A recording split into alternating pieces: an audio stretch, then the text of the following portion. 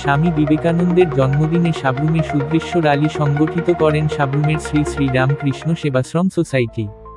12ই জানুয়ারি বেলা 10:30 ঘটিকায় এই র্যালি অনুষ্ঠিত হয়। আজ স্বামী বিবেকানন্দের জন্মদিন। এই দিনটি যুব দিবস হিসাবে পালন করে থাকেন।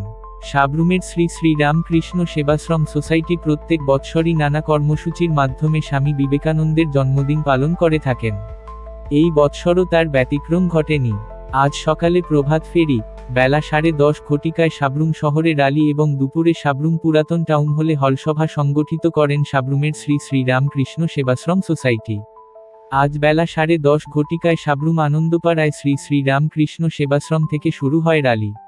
এই র্যালি সাব্রুমের বিভিন্ন পথ পরিক্রমা করে সাব্রুম ডাক বাংলো চৌমুহনী গিয়ে শেষ হয়।